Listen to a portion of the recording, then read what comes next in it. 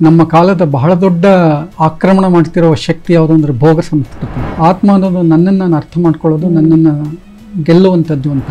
ಕುವೆಂಪು ಸಂಪ್ರದಾಯವನ್ನು ವಿರೋಧಿಸ್ತಾರೆ, ಆದರೆ ಪರಂಪರೆಯನ್ನ ಒಪ್ಪಿಕೊಳ್ತಾರೆ. ಸ್ತ್ರೀವಾದ ಗಂಡಿಗೂ ಬೇಕು ಅಂತ ಹೇಳೋದು. ನಮ್ಮ ಸಮಸ್ಯೆಗಳನ್ನ ನಾವೆಲ್ಲಿ ಪರಿಹಾರ ಹುಡ್ಕೋಬೇಕು ಅಂದ್ರೆ ಇಲ್ಲೇ ಹುಡ್ಕೋಬೇಕು. ಯಾವುದು ನನ್ನನ್ನು ಕಾಡುತ್ತೋ ಅದರ ಬಗ್ಗೆ ನಾನು ಬರೀಬೇಕು ಅಂತ ಅನಿಸುತ್ತೆ. ವಿಮರ್ಶೆ ಎನ್ನುವಂಥದ್ದು ಒಂದು ಸಮಗ್ರವಾದ ನೋಟವನ್ನು ಒಳಗೊಂಡಿರಬೇಕು ಅಂತ. ಅದು ಯಾವುದೇ ಆಗಲಿ, ಎಲ್ಲ ಕಾಲಘಟ್ಟದ ಒಂದು ಸಮಗ್ರವಾಗಿ ನೀವು ನೋಡುವಾಗ ಒಳ್ಳೆಯ ಸಾಹಿತ್ಯ ಯಾವುದು? ಹಾಗಾದ್ರೆ ಸಾಹಿತ್ಯ ನಮಗೆ ಒಂದು ಅಡಗುದಾಣವಾಗಿ ಕಾಣಿಸುತ್ತೆ. ನಿಜವಾಗಿಯೂ ರಾಮಕೃಷ್ಣಾಶ್ರಮದ ಸಂಪರ್ಕ ಇಲ್ಲದೆ ಇದ್ರೆ ಬಹುಶಃ ನಮ್ಮ ಕಾಲದ ಬಹಳ ದೊಡ್ಡ ಆಕ್ರಮಣ ಮಾಡ್ತಿರೋ ಶಕ್ತಿ ಯಾವುದು ಅಂದ್ರೆ ಭೋಗ ಸಂಸ್ಕೃತಿ. ಇವತ್ತು ನಾವೆಲ್ಲ ಭೋಗ ಸಂಸ್ಕೃತಿಗೆ ಒಳಗಾಗ್ಬಿಟ್ಟಿದ್ದೀವಿ. ಇವತ್ತು ಅದರಿಂದ ತಪ್ಪಿಸ್ಕೊಳ್ಳೋಕೆ ನಾವು ಆಗ್ತಾ ಇಲ್ಲ. ನಾವೆಲ್ಲರೂ ಒಂದು ರೀತಿ ಶರಣಾಗ್ಬಿಟ್ಟಿದ್ದೀವಿ ಭೋಗ ಸಂಸ್ಕೃತಿಗೆ. ಅದನ್ನು ಎದುರಿಸಿ ನಿಲ್ಲುವ ಶಕ್ತಿ ಕುವೆಂಪುಗೆ ಪಡ್ಕೊಂಡಿದ್ದು ಹೇಗೆ ಅಂತಂದ್ರೆ ಈ ಮೆಟಫಿಸಿಕಲ್ ಎಲಿಮೆಂಟಿಂದ ಬಹಳ ಮುಖ್ಯವಾದದ್ದು. ಹೇಳ್ತಾರೆ ಅವರು ಕೀರ್ತಿ ಶನಿ ದೂರ ಆಗು, ತೊಲಗಾಚೆ ಕೀರ್ತಿ ಶನಿ ಅಂತ ಹೇಳಿ, ಆದರೆ ಕೀರ್ತಿ ಬರಲಿಲ್ವಾ ಅಂತ. ಬಟ್ ಕುವೆಂಪು ಹುಡುಕೊಂಡು ಹೋಗಲಿಲ್ಲ, ಅವ್ರು ಇದ್ದಲ್ಲಿ ಬಂತು ಅನ್ನೋದು ಬಹಳ ಇಂಪಾರ್ಟೆಂಟ್. ಕುವೆಂಪು ಅವ್ರಿಗೆ ಅವರು ಬಹಳ ದೊಡ್ಡ ಮಾತನ್ನ ಒಂದು ಹೇಳ್ತಾರೆ ಅಂದರೆ ನಿರಂಕುಶಮತಿಗಳಾಗಿ ಆತ್ಮಶ್ರೀ. ಹೌದು, ಇವೆರಡು ಎಂಥ ದೊಡ್ಡ ಪರಿಕಲ್ಪನೆಗಳು ಅಂದರೆ ಅದನ್ನು ಹೇಳೋದು ಯಾರಿಗೆ ಅಂತಂದ್ರೆ ಅವರು ಯಾರೋ ತಲೆ ನರತ ಮುದುಕರಿಗಲ್ಲ, ಯುವಕರಿಗೆ ಹೇಳೋದು. ನಿರಂಕುಶಮತಿಗಳಾಗಿ ಮತ್ತೆ ಆತ್ಮಶ್ರೀ ಶಕ್ತಿಯನ್ನು ಬೆಳೆಸ್ಕೊಳ್ಳಿ ಅಂತ. ಆತ್ಮ ಅಂತ ಅನ್ನುವಾಗ ನಾವು ಬಹಳ ಸರಿ ಏನ್ ಮಾಡ್ತೀವಿ ಅಂದ್ರೆ ಅದೇನೋ ಆಧ್ಯಾತ್ಮದ ಪರಿಕಲ್ಪನೆ ಅಥವಾ ದೇವರು ಧರ್ಮ ಇತ್ಯಾದಿ ಅಂತ ಮಾಡ್ತೀವಿ. ಖಂಡಿತ ಹಾಗಲ್ಲ ಅನ್ನೋದು. ಆತ್ಮ ಅನ್ನೋದು ನನ್ನನ್ನು ನಾನು ಅರ್ಥ ಮಾಡ್ಕೊಳ್ಳೋದು, ನನ್ನನ್ನು ಗೆಲ್ಲುವಂಥದ್ದು ಅಂತ. ಅವ್ರು ಹೇಳ್ತಾರೆ ಯುವಕರಿಗೆ ಯಾಕೆ ಈ ಆತ್ಮಶ್ರೀ ಬೇಕು ಅಂತಂದ್ರೆ, ಒಬ್ಬ ಪೈಲ್ವಾನ್ ಇರ್ತಾನೆ ಅಂತಂದ್ರೆ, ಒಬ್ಬ ಜಿಮ್ಗೆ ಹೋಗ್ತಿರ್ತಾನೆ ಅಂತಂದ್ರೆ ಅವನು ಜಿಮ್ಗೆ ಹೋದವರೆಲ್ಲ ಪೈಲ್ವಾನರಾಗೋದಿಲ್ಲ. ಆದರೆ ಜಿಮ್ಗೆ ಹೋದವನು ಒಬ್ಬ ಉಳಿದ ವ್ಯಕ್ತಿಗಿಂತ ಸಮರ್ಥನಾಗಿ ದೃಢಕಾಯನಾಗಿರ್ತಾನೆ ಅನ್ನೋದು ನಿಜ. ಹಾಗೇನೆ ಯಾರು ಆತ್ಮಶಕ್ತಿಯನ್ನು ಬೆಳೆಸ್ಕೊಳ್ತಾರೋ ಬದುಕಿನ ಸವಾಲುಗಳನ್ನು ಅವರು ಉಳಿದವ್ರಿಗಿಂತ ಸಮರ್ಥವಾಗಿ ಎದುರಿಸಲಿಕ್ಕೆ ಸಾಧ್ಯ ಅಂತ. ಈ ಆತ್ಮಶಕ್ತಿ ಎನ್ನುವ ಪರಿಕಲ್ಪನೆ ಇದೆಯಲ್ಲ, ಇದು ಆಧುನಿಕ ನೆಲೆಯಲ್ಲಿ ಅಂದ್ರೆ ಕುವೆಂಪು ಸಂಪ್ರದಾಯವನ್ನು ವಿರೋಧಿಸ್ತಾರೆ, ಆದರೆ ಪರಂಪರೆಯನ್ನ ಒಪ್ಪಿಕೊಳ್ತಾರೆ. ನಮ್ಮಲ್ಲಿ ಇದನ್ನು ಸ್ವಲ್ಪ ಎಲಾಬ್ರೇಟ್ ಮಾಡಿ, ಯಾಕಂದ್ರೆ ನಮ್ಮಲ್ಲಿ ಎಲ್ಲವೂ ಸಂಪ್ರದಾಯ ಅನ್ನುವ ಮನಸ್ಥಿತಿ ಇದೆ.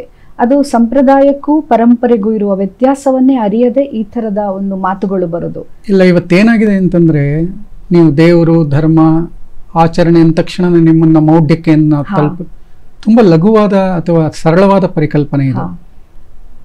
ಪರಂಪರೆ ನೀವು ಅರ್ಥ ಮಾಡ್ಕೊಂಡು ಮಾಡಿದ್ರೆ ಅದು ಪರಂಪರೆ, ಅರ್ಥವಿಲ್ಲದ ಆಚರಣೆ ಇದೆಯಲ್ಲ ಅದು ಸಂಪ್ರದಾಯ. ಸಂಪ್ರದಾಯ ಮೌಢ್ಯ, ಅದರಲ್ಲಿ ಅನುಮಾನನೇ ಇಲ್ಲ, ಅದನ್ನು ನಾವು ವಿರೋಧಿಸಲೇಬೇಕು. ಆದರೆ ಸಂಪ್ರದಾಯ ಹೆಸರಿನಲ್ಲಿ ಪರಂಪರೆಯನ್ನು ವಿರೋಧಿಸೋ ಅಗತ್ಯ ಏನಿಲ್ಲ. ಅಥವಾ ಪರಂಪರೆಯಲ್ಲೂ ನಾವು ಒಪ್ಪದ ಅಂಶಗಳಿತ್ತು ಅಂತಂದ್ರೆ ಅದನ್ನು ವಿರೋಧಿಸೋಣ. ಆದರೆ ಒಪ್ಪಬಹುದಾದ ಅನೇಕ ಅಂಶಗಳು ಇವೆ ಅನ್ನೋದನ್ನು ನಾವು ಅಲ್ಗಳಿಯೋಕ್ಕಾಗೋದೇ ಇಲ್ಲ. ಹಾಗೆ ನೋಡಿದರೆ ಅವೈದಿಕ ಚಳುವಳಿಗೆ ದಕ್ಷಿಣ ಭಾರತದಲ್ಲಿ ಎರಡು ಪರಂಪರೆ ಇದೆ. ಒಂದು ಪೆರಿಯಾರ್ ಪರಂಪರೆ, ಇನ್ನೊಂದು ನಾರಾಯಣ ಗುರು ಪರಂಪರೆ. ಈ ಪೆರಿಯಾರ್ ಪರಂಪರೆ ಏನು ಅಂತಂದ್ರೆ ತುಂಬಾ ತೀವ್ರಗಾಮಿಯಾದದ್ದು, ಎಲ್ಲವನ್ನೂ ವಿರೋಧಿಸುತ್ತೆ. ಏನಂತಂದ್ರೆ ಪರಂಪರೆಯನ್ನು ಸಂಪೂರ್ಣವಾಗಿ ಅಲ್ಲಗಳೆದು ಹೊಸ ಪರ್ಯಾಯ ಸಂಸ್ಕೃತಿಯೊಂದನ್ನು ನಿರ್ಮಾಣ ಮಾಡಬೇಕು ಅಂತ. ಆದರೆ ನಾರಾಯಣ ಗುರು ಸಂಸ್ಕೃತಿ ಏನು ಅಂತಂದ್ರೆ ಪರಂಪರೆಯನ್ನು ಒಪ್ಕೊಂಡು ಅದ್ರಲ್ಲಿ ಸುಧಾರಣೆಯನ್ನು ತರಬೇಕು ಅನ್ನುವಂಥದ್ದು ನಾರಾಯಣ ಗುರು ಪರಂಪರೆ. ಕುವೆಂಪು ಬಹುಶಃ ನಾರಾಯಣ ಗುರು ಪರಂಪರೆಗೆ ಸೇರಿದವರು. ಪರಂಪರೆಯನ್ನು ಅವ್ರು ಪೂರ್ತಿ ವಿರೋಧಿಸಲಿಲ್ಲ. ಈಗ ನೀವು ಬೆರಳಿಗೆ ಶೂದ್ರ ತಪಸ್ವಿ ಅಂತನ್ನುವಾಗ ರಾಮನ ಪರಿಕಲ್ಪನೆಯನ್ನು ಅವ್ರೇನು ವಿರೋಧಿಸೋದಿಲ್ಲ. ರಾಮಾಯಣ ದರ್ಶನ ಯಾಕೆ ಬರೀತಾ ಇದ್ರು ಅವರು? ಆದ್ರೆ ಅದರಲ್ಲಿರುವ ದೋಷಗಳನ್ನ ಹೆಕ್ಕಿ ತೋರಿಸ್ತಾರೆ. ನೀವು ಬೆರಳಿಗೆ ಕೊರಳು ನೋಡಿದ್ರೆ ಕಥೆಯನ್ನು, ಏಕಲವ್ಯನ ಕಥೆಯನ್ನು ಅವರು ಒಪ್ಪೋದಿಲ್ಲ.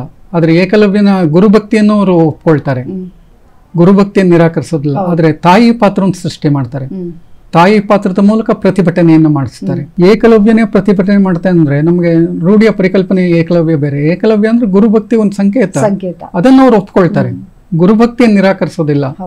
ಆದ್ರೆ ಗುರು ಮಾಡಿದ ತಪ್ಪು ಅನ್ನೋದನ್ನ ತಾಯಿ ಮೂಲಕ ಹೇಳಿಸ್ತಾರೆ.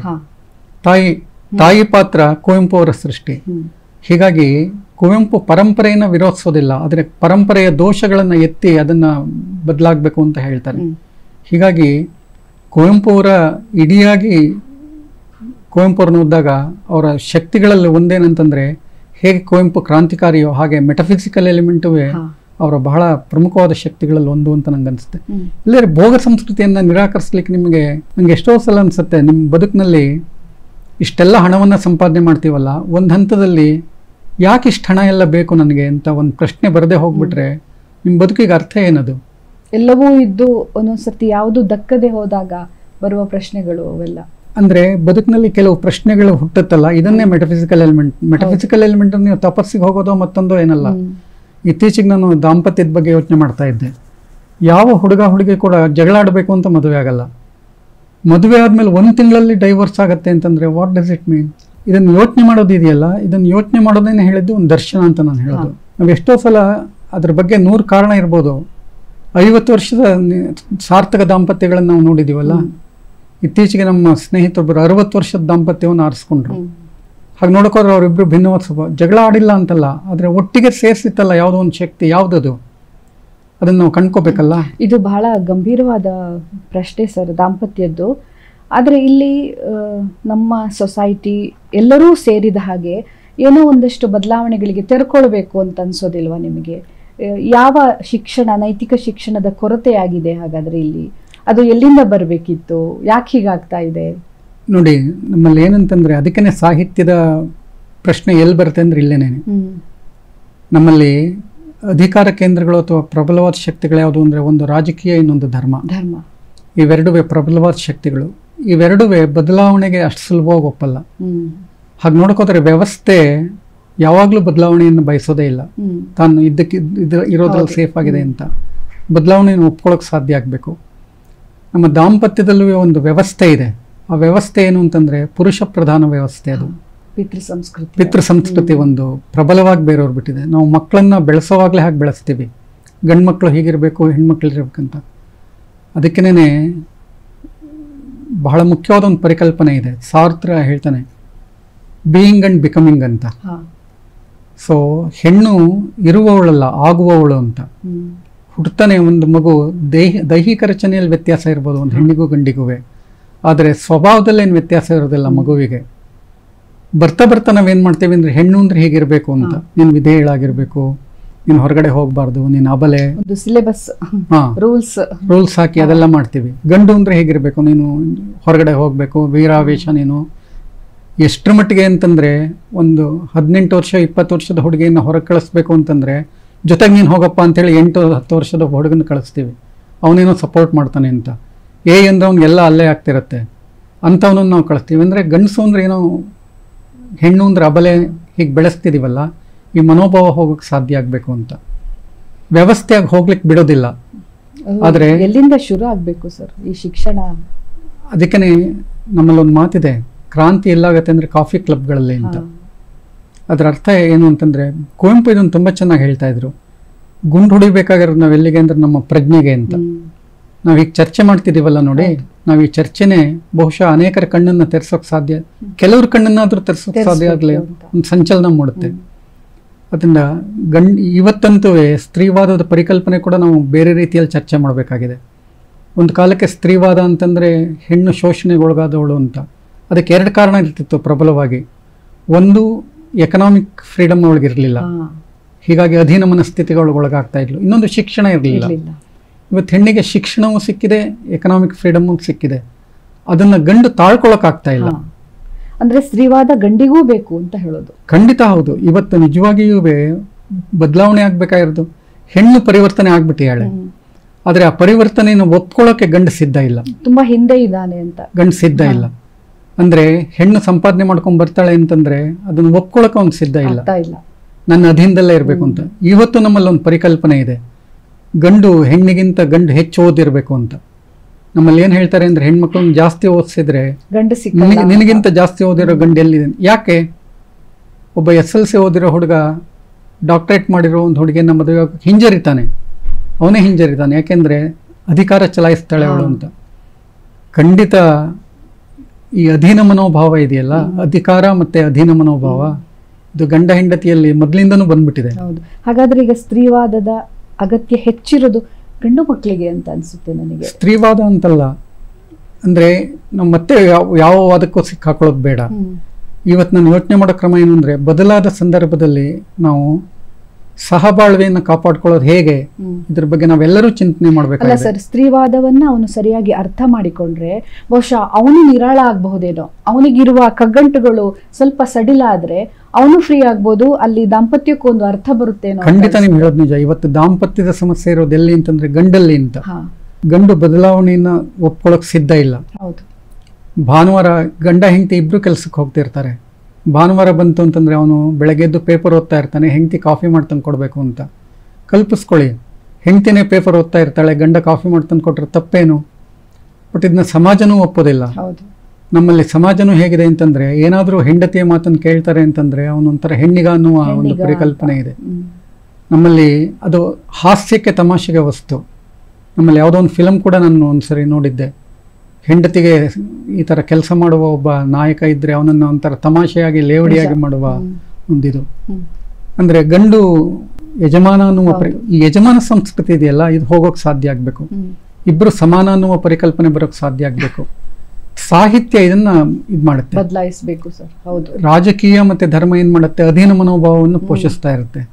ನೀವು ರಾಜಕೀಯದಲ್ಲಿ ನೋಡಿ, ಅಧಿಕಾರ ಕೇಂದ್ರ ಅದು ಅಧೀನ ಸಂಸ್ಕೃತಿಯನ್ನೇ, ಜಿ ಹುಜೂರ್ ಸಂಸ್ಕೃತಿಯನ್ನೇ ಇದು ಮಾಡೋದು. ಧರ್ಮ ಕೂಡ ಅಷ್ಟೇ. ಬಟ್ ಸಾಹಿತ್ಯ ಮಾತ್ರ ಏನ್ ಮಾಡುತ್ತೆ ಅಂದ್ರೆ ಇವೆರಡಕ್ಕೆ ಭಿನ್ನವಾಗಿದೆ. ಸಾಹಿತ್ಯ ಮಾತ್ರ ಏನು ಅಂದ್ರೆ ಸಮಾನತೆಯ ನೆಲೆಯಲ್ಲಿ ಚಿಂತನೆ ಮಾಡ್ಲಿಕ್ಕೆ ಅವಕಾಶ ಮಾಡಿಕೊಡುತ್ತೆ. ಬಹುಶಃ ನಮ್ಮ ಸಾಹಿತ್ಯ ಈ ದಿಕ್ಕಲ್ಲೆಲ್ಲ ಯೋಚನೆ ಮಾಡಬೇಕು ಅಂತ ನಾನು ಹೇಳೋದು. ನಿಜವಾಗಿ ಬಂಡಾಯ ಯಾವುದು ಅಂತಂದ್ರೆ ಈ ಪ್ರಜ್ಞೆಯನ್ನು ಬದಲಾಯಿಸೋದು, ಸಹಬಾಳ್ವೆಯ ಪರಿಕಲ್ಪನೆಯನ್ನು ಹೇಳ್ಕೊಡೋಕೆ ಸಾಧ್ಯ ಆಗಬೇಕು ಅನ್ನೋದು ಬಹಳ ಇಂಪಾರ್ಟೆಂಟ್ ಆದ ಸಂಗತಿ. ನಿಮ್ದೊಂದು ಪುಸ್ತಕ ನೆಲ ಸಂಸ್ಕೃತಿ ಅಂತ, ನನಗೆ ಅದು ಶೀರ್ಷಿಕೆನೇ ತುಂಬ ಕುತೂಹಲಕಾರಿ ಅಂತ ಅನಿಸಿತು. ನಮ್ಮ ಸಂಸ್ಕೃತಿ ನೆಲ ಸಂಸ್ಕೃತಿನೇ, ಆದರೆ ನೀವು ಅದರಲ್ಲಿ ಹೇಳಿದ ವಿಷಯಗಳು ಏನು ಸರ್? ಈ ನೆಲ ಸಂಸ್ಕೃತಿಯನ್ನು ಪರಿಕಲ್ಪನೆ ಏನಂದರೆ, ನಿಜವಾಗಿ ಹೇಳ್ತೀನಿ, ನನಗೆ ನನ್ನ ಸಾಹಿತ್ಯದ ಚಿಂತನೆಗಿಂತನೇ ಎಲ್ಲದಕ್ಕೂ ಮೂಲ ಕಾರಣ ಏನಂದ್ರೆ ನಮ್ಮ ನರಹಳ್ಳಿಯೇ. ನರಹಳ್ಳಿಯನ್ನು ಕೇಂದ್ರವಾಗಿ ಇಟ್ಕೊಂಡೆ ನನ್ನ ಯೋಚನೆಗಳೆಲ್ಲ ರೂಪುಗೊಂಡಿರುವಂಥದ್ದು. ನನಗಿನ್ನ ಚೆನ್ನಾಗಿ ನೆನಪಿದೆ, ನಮ್ಮ ನರಹಳ್ಳಿಯಲ್ಲಿ ನಮ್ಮದೊಂದೇ ಬ್ರಾಹ್ಮಣ ಕುಟುಂಬ, ಉಳಿದವರೆಲ್ಲ ಬೇರೆ ಬೇರೆ ಜಾತಿಗೆ ಸೇರಿದವರು. ನಮ್ಮಲ್ಲೊಂದು ಆಚರಣೆ ಇತ್ತು ನಮ್ಮ ಹಳ್ಳಿಯಲ್ಲಿ. ಯಾರಾದರೂ ಸಾಯ್ತಾರೆ ಅಂತಂದರೆ ಅವ್ರನ್ನ ಸಂಸ್ಕಾರ ಮಾಡೋರಿಗೆ ಯಾರದೇ ಮನೆಯಲ್ಲಿ ಬಾವಿಯಲ್ಲಿ ನೀರು ಸೇದೋ ಆಗಿರಲಿಲ್ಲ, ಅಡುಗೆ ಮನೆ ಒಲೆ ಹಚ್ಚೋ ಆಗಿರಲಿಲ್ಲ ಅಂತ. ಅಂದರೆ ಆ ದುಃಖದಲ್ಲಿ ಪಾಲ್ಗೊಳ್ಬೇಕು ಅಂತ ಶೋಕಾಚರಣೆ. ಇಡೀ ಊರು ಪಾಲ್ಗೊಳ್ತಾ ಇತ್ತು. ನಂಗೆ ಇವತ್ತಿಗೂ ಆಶ್ಚರ್ಯ ಅನಿಸುತ್ತೆ. ಮದುವೆ ಆಯಿತು ಅಂತಂದರೆ ಯಾರ್ದಾರು ಮನೆಯಲ್ಲಿ ಅಕ್ಕಪಡಿ ಅಂತ ತಂದ್ಕೊಡೋರು ನಮ್ಮ ಮನೆಗೆ. ಅಂದರೆ ನಾವು ಬೇರೆಯವ್ರ ಮುಂದೆ ಊಟ ಮಾಡ್ತಿರ್ಲಿಲ್ಲ. ಸೊ ಭಿನ್ನವಾದ ಆಚರಣೆ ಇತ್ತು. ಆದರೆ ಏನು ಮಾಡ್ತಿದ್ರು ಅಂದರೆ ಅವರು ಅಕ್ಕಪಡಿ ಅಂತಂದರೆ ಒಂದು ಮರದಲ್ಲಿ ಅಕ್ಕಿ, ಬೇಳೆ, ಹುಣಸೆ ಹಣ್ಣು, ಏನೇನು ಮೆಣಸಿನ್ಕಾಯಿ, ಅವತ್ತು ಅವರು ಏನೇನು ಬಳಸ್ತಾರೋ ಅಡುಗೆಗೆ ಅದರ ರಾ ಮೆಟೀರಿಯಲ್ಸ್ ತಂದುಕೊಟ್ಟು ನಿಮ್ಮಲ್ಲಿ ನೀವು ಅಡುಗೆ ಮಾಡ್ಕೊಂಡು ಊಟ ಮಾಡಿ ಅಂತ. ನಮ್ಮಲ್ಲಿ ರಾ ಮೆಟೀರಿಯಲ್ ಮೈಲಿಗೆ ಅಲ್ಲ, ಅಡುಗೆ ಮಾಡಿದ ಮೈಲಿಗೆ. ಅದು ಹೇಗೆ ಅಂತ ನಂಗೆ ಇನ್ನೂ ಗೊತ್ತಿಲ್ಲ. ಅಕ್ಕಿ ಮೈಲಿಗೆ ವಿಷಯಗಳು, ಅಕ್ಕಿ ಮೈಲಿಗೆ ಅಲ್ಲ, ನೀರು ಮೈಲಿಗೆ ಅಲ್ಲ, ಆದ್ರೆ ಅನ್ನ ಮೈಲಿಗೆ. ಬೇರೆಯವ್ರ ಮುಂದೆ ಅನ್ನ ಊಟ ಮಾಡೋದು. ಹಾಲು ಕುಡಿಬಹುದು, ಕಾಫಿ ಕುಡಿಬಾರ್ದು. ಇದೊಂದು ವಿಚಿತ್ರವಾದ ಆಚರಣೆ. ಒಂದು ರೀತಿ ಇರ್ಲಿ, ಅದು ಒಂದ್ ಕಾಲಕ್ಕೆ ರೂಢಿಯಲ್ಲಿ ಇತ್ತದು. ಈಗ ನಾವು ಅದನ್ನೆಲ್ಲ ಮೇರ್ಬೇಕು. ಬಟ್ ಅಕ್ಕಪಡಿ ತಂದ್ಕೊಟ್ಟು ನಿಮ್ಮಲ್ಲಿ ಅಡುಗೆ ಮಾಡ್ಕೊಂಡು ಊಟ ಮಾಡಿ ಅಂತ. ಅಂದ್ರೆ ಸಹಬಾಳ್ವೆಯ ಪರಿಕಲ್ಪನೆ ಹೇಗಿತ್ತು ಅಂತಂದ್ರೆ ನಂಗೆ ಆಶ್ಚರ್ಯ ಅಂತ ಅನ್ಸುತ್ತೆ. ನನ್ನ ಸಾಹಿತ್ಯದ ಪರಿಕಲ್ಪನೆ ಕೂಡ ರೂಪುಗೊಂಡಿದ್ದು ನಮ್ಮಲ್ಲಿ ಕುಂಬಾರರಿದ್ರು, ಮಡಕೆ ಮಾಡೋರು. ನಂಗೆ ತುಂಬಾ ಕುತೂಹಲ ಮಡಕೆ ನೋಡೋದು ಅಂತಂದ್ರೆ. ನೀವು ನೋಡಿದಿರ ಮಡಕೆ ಮಾಡೋದು ಹೇಗೆ ಅಂತ? ಒಂದು ಚಕ್ರ ತಿರುಗ್ತಾ ಇರುತ್ತೆ, ಒಂದು ಮಣ್ಣನ್ನು ಇಟ್ಟಿರ್ತಾರೆ, ಹಿಂಗಂತಾನೆ ಒಂದು ಆಕೃತಿ. ಅಂದ್ರೆ ಮಣ್ಣು ಹೀಗೆ ಮಡಕೆಯಾಗುವ ಆಕೃತಿ ರೂಪಾಂತರ ಇದೆಯಲ್ಲ, ನಂಗೊಂದು ಸದಾ ಬೆರಗನ್ನು ಹುಟ್ಟಿಸ್ತಾ ಇತ್ತು. ಸೊ ಹೀಗಾಗಿ ನನ್ನ ಚಿಂತನೆಯ ಅಥವಾ ಸೃಜನಶೀಲತೆಯ ಸಾಹಿತ್ಯದ ಮೂಲ ನಮ್ಮ ನರಹಳ್ಳಿಯಲ್ಲೇ ಇದೆ ಅಂತ ಅನ್ಸುತ್ತೆ. ಸೊ ಹೀಗಾಗಿ ಈ ನೆಲ ಸಂಸ್ಕೃತಿ ಬಹಳ ಮುಖ್ಯವಾದದ್ದು ಅಂತ. ನಮ್ಮ ಜಾನಪದದ್ದು ಅಷ್ಟೇ. ನಂಗೊಂದು ಕತೆ ಮತ್ತೆ ಮತ್ತೆ ನೆನಪಾಗತ್ತೆ. ಒಬ್ಬ ಅಜ್ಜಿ ಇರ್ತಾಳೆ, ಅವಳು ಬೀದಿಯ ದೀಪದ ಕೆಳಗಡೆ ಬಂದು ಹುಡುಕ್ತಾ ಇರ್ತಾಳೆ ಏನನ್ನು, ಸೂಜಿ ಹುಡುಕೋದು ಕತೆ. ಯಾರೋ ಕೇಳ್ತಾರೆ, ಏನು ಹುಡುಕ್ತಾ ಇದೀಯಾ ಅಂತ. ಸೂಜಿ ಹುಡುಕ್ತಾ ಇದ್ದೀನಿ ಅಂತ. ಎಲ್ಲಿ ಬೀಳ್ತು ಅಂತ, ಮನೆ ಒಳಗಡೆ ಬೀಳ್ತು ಅಂತ. ಮತ್ತೆ ಇಲ್ಲಿ ಯಾಕೆ ಹುಡುಕ್ತಾ ಇದೆಯಾ ಅಂತ, ಅಲ್ಲಿ ಕತ್ಲೆ ಇದೆ, ಇಲ್ಲಿ ಬೆಳಕಿದೆ, ಹುಡುಕ್ತಾ ಇದ್ದೀನಿ ಅಂತ. ನಮ್ಮ ಸ್ಥಿತಿನೂ ಹಾಗೆ ಆಗಿದೆ. ನಮ್ಮ ಸಮಸ್ಯೆಗಳಿಗೆ ಬೇರೆಲ್ಲೋ ಪರಿಹಾರ ಹುಡುಕ್ತಾ ಇದ್ದೀವಿ. ನಮ್ಮ ಸಮಸ್ಯೆಗಳಿಗೆ ನಾವೆಲ್ಲಿ ಪರಿಹಾರ ಹುಡ್ಕೋಬೇಕು ಅಂದ್ರೆ ಇಲ್ಲೇ ಹುಡ್ಕೋಬೇಕು. ಸೊ ಹೀಗಾಗಿ ನಾವು ನಿಜವಾಗಿಯೂ ಹೋಗ್ಬೇಕಾಗಿರೋದು ನೆಲ ಸಂಸ್ಕೃತಿಗೆ ಅಂತ. ಸುಮಾರು 30 ಕೃತಿಗಳು ಸರ್ ನಿಂದು ಬಂದಿರೋದು. ಹೆಚ್ಚಿನವೆಲ್ಲ ವಿಮರ್ಶಾ ಕೃತಿಗಳೇ. ಹೌದು. ನರಹಳ್ಳಿಯವರು ಅಂದ್ರೆ ವಿಮರ್ಶಕರು. ನರಹಳ್ಳಿಯವರ ಒಂದು ವಿಮರ್ಶೆ ಸಿದ್ಧ ಆಗುವ ಪರಿ ಯಾವುದು, ಹೇಗೆ ಸಿದ್ಧ ಆಗುತ್ತೆ? ನನಗೇನಂದ್ರೆ ಯಾವುದು ನನ್ನನ್ನು ಕಾಡುತ್ತೋ ಅದರ ಬಗ್ಗೆ ನಾನು ಬರೀಬೇಕು ಅಂತ ಅನಿಸುತ್ತೆ. ಇತ್ತೀಚೆಗೆ ನಾನು ವಿಮರ್ಶೆಯನ್ನು ಕೂಡ ನಾನೇನು ಅಂತಂದರೆ ಪ್ರಬಂಧದ ದಾಟಿಯಲ್ಲಿ ಬರೆಯೋ ಉತ್ಸಾಹ ನನಗಿದೆ. ಇವತ್ತು ಪರಿಭಾಷೆಯಲ್ಲಿ ಸಿಕ್ಕಿ ನಾವು ನರಳಬೇಕಾಗಿಲ್ಲ ಅಂತ.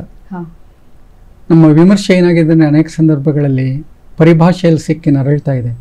ಅದರಿಂದ ಬೇರೆ ಆಗೋಕ್ಕೆ ಪ್ರಯತ್ನ ಪಡಬೇಕು ನಾವು ಅಂತ. ನೋಡಿ, ಇಹದ ಪರಿಮಳದ ಹಾದಿ 7 ಪ್ರಿಂಟ್ ಆಗಿದೆ, 7 ರೀಪ್ರಿಂಟ್ಸ್. ಒಂದು ಥೀಸಿಸು ಹಾಗೆ ಮತ್ತೆ ಮತ್ತೆ ಮುದ್ರಣಗೊಂಡು ಜನ ಓದೋ ಸಾಧ್ಯ ಆಗುತ್ತಲ್ಲ, ಬಹಳ ಮುಖ್ಯ ಅಂತ. ಅಷ್ಟೇಕೆ ಸುಮಾರು 750-800 ಪುಟದ ಬಾ ಕುವೆಂಪು ದರ್ಶನಕ್ಕೆ 3ನೇ ಮುದ್ರಣ ಕಾಣ್ತಾ ಇದೆ ಈಗ. ಅಂದರೆ ನಾನು ಯಾಕೆ ಹೇಳ್ತೀನಿ ಅಂತಂದರೆ, ವಿಮರ್ಶೆ ಇರ್ಬೋದು, ಕವಿತೆ ಇರ್ಬೋದು, ಕಾವ್ಯ ಇರ್ಬೋದು, ಅಥವಾ ನಾಟಕ ಇರ್ಬೋದು, ಕಾದಂಬರಿ ಇರ್ಬೋದು, ಜನಕ್ಕೆ ತಲುಪೋಕ್ಕೆ ಸಾಧ್ಯ ಇಲ್ಲ ಅಂತಂದರೆ ಶ್ರೇಷ್ಠತೆಯ ವ್ಯಸನದಲ್ಲಿ ನಾವು ಜನಗಳನ್ನು ನಿರ್ಲಕ್ಷಿಸೋದು ಅಥವಾ ಜನಗಳನ್ನು ಗಮನಿಸದೇ ಇರೋದು ಸರಿಯಾದ ಕ್ರಮ ಅಲ್ಲ. ಅದು ನನ್ನ ವಿಮರ್ಶೆ ಏನು ಅಂತಂದರೆ, ವಿಮರ್ಶೆ ನನ್ನ ಪ್ರಕಾರ ವಿಮರ್ಶಕ ಯಾರು ಅಂದ್ರೆ ಅತ್ಯುತ್ತಮ ಓದುಗ ಅಂತ ಅಷ್ಟೇನೆ. ಅವನಿಗೇನು ಬೇರೆ ಕಿರೀಟ ಆ ಥರದ್ದೇನಿಲ್ಲ. ಹಾಗೆ ನೋಡೋಕೆ ಹೋದರೆ ವಿಮರ್ಶೆಯು ಸೃಜನಶೀಲವಾದದ್ದೇನೆ ನನ್ನ ಪ್ರಕಾರ. ಒಬ್ಬ ಕವಿ ಏನು ಮಾಡ್ತಿರ್ತಾನೆ ಅಂದರೆ, ಎಷ್ಟು ಸೃಜನಶೀಲ ಹಾಗಾದರೆ? ಅದಕ್ಕೆ ನಾನು ಹೇಳ್ತೀನಿ, ಒಬ್ಬ ಲೇಖಕ ಏನು ಮಾಡ್ತಿರ್ತಾನೆ ಅಂದರೆ ಲೋಕದ ಅನುಭವಗಳ ಜೊತೆ ಗುದ್ದಾಡಿ ಅದಕ್ಕೆ ಒಂದು ರೂಪ ಕೊಡೋಕೆ ಪ್ರಯತ್ನ ಪಡ್ತಿರ್ತಾನೆ. ವಿಮರ್ಶಕ ಏನು ಮಾಡ್ತಿರ್ತಾನೆ ಅಂದರೆ ಲೋಕದ ಅನುಭವಗಳು ಅವನಿಗಿರುತ್ತೆ, ಒಂದು ಕಾವ್ಯ ಒಂದು ಕೃತಿ ಕೊಡುವ ಅನುಭವನೂ ಇರುತ್ತೆ. ಪೊಯಿಟಿಕ್ ಎಕ್ಸ್ಪೀರಿಯನ್ಸ್ ಅಂತ ನಾವು ಕರಿತೀವಲ್ಲ, ಕಾವ್ಯ ಅನುಭವ. ಇವೆರಡನ್ನೂ ಇಟ್ಕೊಂಡು ತನ್ನ ಅನುಭವದ ಜೊತೆ ಅವನು ಹೋರಾಡ್ತಿರ್ತಾನೆ. ಈಗ ನನಗೆ ಪ್ರೇಮದ ಬಗ್ಗೆ ಜಗತ್ತಿನಲ್ಲಿ ಒಂದು ಪರಿಕಲ್ಪನೆ ಇದೆ, ಅದು ನನಗೆ ಗೊತ್ತು. ನರಸಿಂಹಸ್ವಾಮಿ ಒಂದು ಕಟ್ಕೊಡ್ತಾರೆ, ಅದು ಗೊತ್ತು. ಅವೆರಡನ್ನೂ ಇಟ್ಕೊಂಡು ನಾನು ಪ್ರೇಮದ ಬಗ್ಗೆ ವ್ಯಾಖ್ಯಾನ ಮಾಡ್ತಿರ್ತೀನಿ.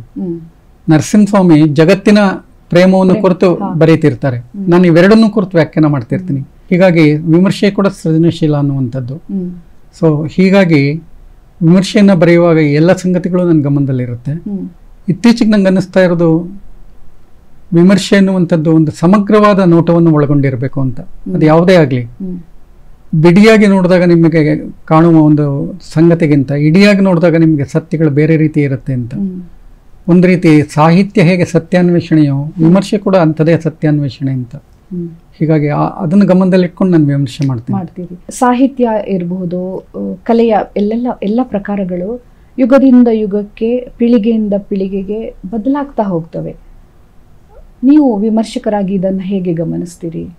ಬದಲಾವಣೆ ಜಗತ್ತಿನ ನಿಯಮ. ಅದು ಸ್ಟ್ಯಾಗ್ನೆಂಟ್ ಆಗಿದ್ದರೆ ಜಡ ಸ್ಥಿತಿ, ಅದು ಬದಲಾವಣೆ ಆಗ್ತಾನೆ ಇರುತ್ತೆ. ಸೊ ನಮ್ಮಲ್ಲಿ ನೋಡಿ, ನವೋದಯ ಕಾವ್ಯದಲ್ಲಿ ಆ ಸಂದರ್ಭಕ್ಕೆ ವಿಮರ್ಶೆ ಹೇಗಿತ್ತು ಅಂದರೆ ಬಹುಪಾಲು ರಸವಿಮರ್ಶೆ ಆಗಿರ್ತಾ ಇತ್ತದು.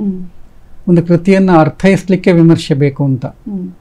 ಏಕೆಂದರೆ ಆಧುನಿಕ ಸಾಹಿತ್ಯ ಆಗ್ತಾನೆ ಬಂದಿದ್ದರಿಂದ ಹೊಸ ರೀತಿಯ ಪರಿಭಾಷೆ ಇರ್ತಿತ್ತು, ಹೊಸ ರೀತಿಯ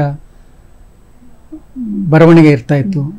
ಹೀಗಾಗಿ ವಿಮರ್ಶೆ ಅದಕ್ಕೆ ಪೂರಕವಾಗಿ ಒಂದು ರೀತಿ ಅರ್ಥೈಸುವ ರೀತಿಯಲ್ಲೇ ವಿಮರ್ಶೆ ಇರ್ತಾ ಇತ್ತು.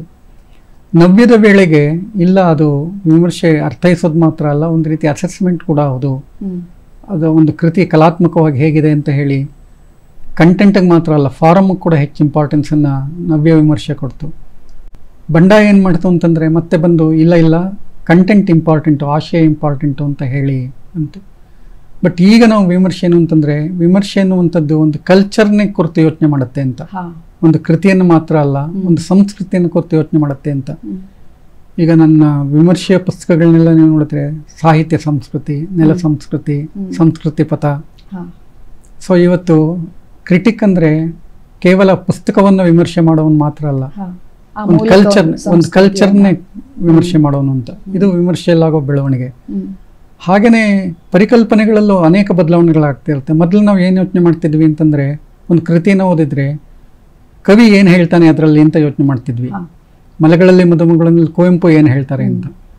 ಬರ್ತಾ ಬರ್ತಾ trust the tale not the author ಅಂತ. ಕೃತಿ ಏನು ಹೇಳುತ್ತೆ ಅನ್ನೋದು ಇಂಪಾರ್ಟೆಂಟೇ ಹೊರತು ಕವಿ ಏನು ಹೇಳ್ತಾನೆ ಅನ್ನೋದು ಇಂಪಾರ್ಟೆಂಟ್ ಅಲ್ಲ. ಯಾಕೆಂದರೆ ಎಷ್ಟೋ ಸಲ ಪಂಪ ವಿಕ್ರಮಾರ್ಜುನ ವಿಜಯ ಬರೆಯೋಕೆ ಹೊರಟಾಗ ಅರ್ಜುನನ ಕತೆ ಹೇಳೋಕ್ಕೆ ಶುರು ಮಾಡಿದ್ದು. ಬಟ್ ಬರಿತಾ ಬರಿತಾ ಬರಿತಾ ಹೇಳಿದ್ದು ನೆನೆಯದಿರಣ್ಣ ಭಾರತದೊಳನ್ ಪೆರರ ಕರ್ಣನ್ ಕತೆ ಹೇಳಿದ. ಅದರಿಂದ ಪಂಪ ಅರ್ಜುನನ್ ಕತೆ ಹೇಳ್ತಾನೆ ಅಂತ ನಾವು ಇವತ್ತು ಒಪ್ಪೋ ಅಗತ್ಯ ಇಲ್ಲ. ನಿಜವಾಗಿ ವಿಕ್ರಮಾರ್ಜುನ ಯಾರ ಕತೆ ಹೇಳುತ್ತೆ ಅಂತಂದ್ರೆ ಕರ್ಣನ ಕತೆ ಹೇಳುತ್ತೆ ಅಂತ. ಈಗ ನಾವೇನು ಹೇಳ್ತೀವಿ ಅಂತಂದ್ರೆ ಕೃತಿ ಏನು ಹೇಳುತ್ತೆ ಅನ್ನೋದು ಇಂಪಾರ್ಟೆಂಟ್ ಅಲ್ಲ, ನಿನಗೇನು ಅನ್ಸುತ್ತೆ ಅನ್ನೋದು ಇಂಪಾರ್ಟೆಂಟ್ ಅಂತ.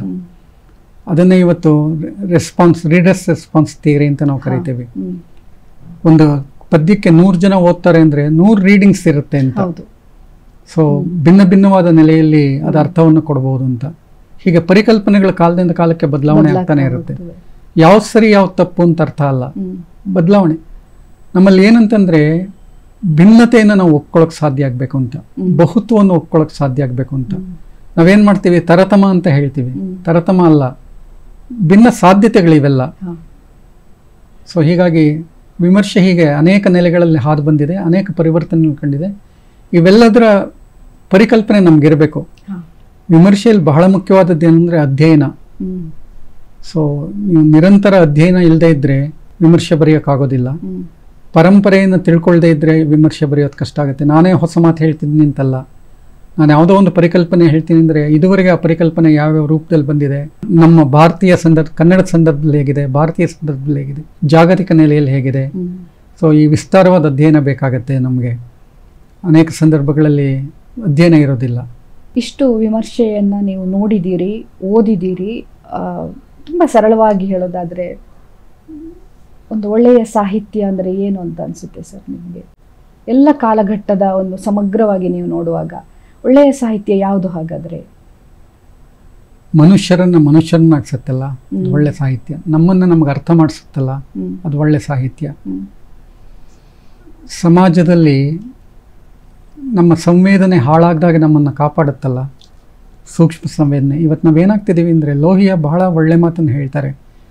ಯಾಕೆ ಕ್ರೌರ್ಯ ಹಿಂಸೆ ಜಾಸ್ತಿ ಆಗ್ತಿದೆ ಅಂತಂದರೆ ಸಮಾಜ ಜಡವಾಗ್ಬಿಡ್ತಿದೆ ಅಂತ, ಸಂವೇದನೆಯನ್ನು ಕಳ್ಕೊಂಡ್ಬಿಡ್ತಾ ಇದೆ ಅಂತ. ಈ ಸೂಕ್ಷ್ಮ ಸಂವೇದನೆ ನಾವು ಕಳ್ಕೊಂಡ್ಬಿಟ್ರೆ ಜಡವಾಗ್ಬಿಡ್ತೀವಿ. ಆಧುನಿಕ ಜಗತ್ತು, ಭೋಗ ಸಂಸ್ಕೃತಿ, ಯಾಂತ್ರಿಕ ಜಗತ್ತು ನಮ್ಗೆ ಏನು ಮಾಡ್ತಿದೆ ಅಂದರೆ ನಮ್ಮ ಸಂವೇದನೆಯನ್ನು ಹಾಳು ಮಾಡಿಬಿಡ್ತಾ ಇದೆ, ಸೂಕ್ಷ್ಮತೆಯನ್ನು ಕಿತ್ಕೊಂಡ್ಬಿಡ್ತಾ ಇದೆ. ಈಗ ಭೋಗ ಸಂಸ್ಕೃತಿ ಮಾತ್ರ ಅಲ್ಲ, ಆತುರದ ಸಂಸ್ಕೃತಿ. ಹೌದು, ಓಟದಲ್ಲಿ ಇದ್ದೇವೆ. ಹೌದು, ಧ್ಯಾನಶೀಲ ಮನಸ್ಥಿತಿಯೊಂದನ್ನೇ ನಾವು ಕಳ್ಕೊಂಡ್ಬಿಡ್ತಾ ಇದ್ದೇವೆ. ಹುತ್ತಗಟ್ಟದೆ ಚಿತ್ತ ಮತ್ತೆ ಕೆತ್ತಿತೇನು ಪುರುಷೋತ್ತಮನ ಅಂತ ರೂಪರೇಖೆ. ಇವತ್ತು ನೀವು ಈ ಧ್ಯಾನಶೀಲ ಮನಸ್ಥಿತಿಯನ್ನು ಪಡ್ಕೊಳ್ಳೋಕೆ ನಮ್ಗೆ ಆಗ್ತಾ ಇಲ್ಲ. ನೀವು ಧ್ಯಾನಶೀಲ ಮನಸ್ಥಿತಿಯನ್ನು ಪಡ್ಕೊಳ್ತಿದ್ರೆ ದೊಡ್ಡದನ್ನ ಸಾಧಿಸೋಕ್ಕಾಗೋದೇ ಇಲ್ಲ. ನೀವು ಟಿವಿ ಮುಂದೆ ಕೂತ್ಕೊಂಡ್ರೆ ನೀವು ರಿಮೋಟ್ ಇಟ್ಕೊಂಡು ಯಾವ ಚಾನಲ್ನೂ ಅರ್ಧ ಗಂಟೆ ನೋಡಲ್ಲ, ಟಕ್ ಟಕ್ ಟಕ್ ಅಂತ ಚೇಂಜ್ ಮಾಡ್ತಾ ಇರ್ತೀರ. ಅಂಥ ಸ್ಥಿತಿ ನಾವು ತಲುಪಿದ್ದೀವಿ. ಇಂಥ ಹೊತ್ತಲ್ಲಿ ನಮ್ಮನ್ನು ನಾವು ಇನ್ನೂ ಸ್ಪಷ್ಟವಾಗಿ ಹೇಳಬೇಕು ಅಂತಂದ್ರೆ ಅಡಗುದಾಣ ಇದ್ದ ಹಾಗೆ ಸಾಹಿತ್ಯ. ನಮ್ಮ ಮೇಲೆ ಎಲ್ಲ ರೀತಿಯ ಆಕ್ರಮಣ ನಡೀತಾ ಇದೆ ಸುತ್ತಮುತ್ತ. ಕಲೆ, ಸಾಹಿತ್ಯ ಎಲ್ಲವೂ ಅಡಗುದಾಣ. ಸೊ ಹೀಗಾಗಿ ಇವತ್ತು ಸಾಹಿತ್ಯ ನಮಗೆ ಒಂದು ಅಡಗುದಾಣವಾಗಿ ಕಾಣಿಸುತ್ತೆ. ಅನಂತಮೂರ್ತಿ ಇನ್ನೂ ಒಂದು ಮಾತು ಹೇಳ್ತಾ ಇದ್ರು, ಔಷಧೀಯ ಗುಣ ಇದೆ ಸಾಹಿತ್ಯಕ್ಕೆ ಅಂತ. ಬಹಳ ದೊಡ್ಡ ಮಾತು ಅಂತ ಅನಿಸುತ್ತೆ. ನಿಜವಾಗಿಯೂ ಇವತ್ತು ದೈಹಿಕ ರೋಗ ಅಲ್ಲ, ಅನೇಕ ಸಾಮಾಜಿಕ ಮಾನಸಿಕ ರೋಗದಿಂದ ನಾವು ಬಳಲ್ತಾ ಇದ್ದೀವಿ. ಈ ಮಾನಸಿಕ ಸಾಮಾಜಿಕ ರೋಗಗಳಿಗೆ ಮಧ್ಯಾವುದಾದ್ರೂ ಇದರ ಸಾಹಿತ್ಯ ಅಂತ ನಾನು ಅನ್ಕೊಂಡಿದ್ದೀನಿ.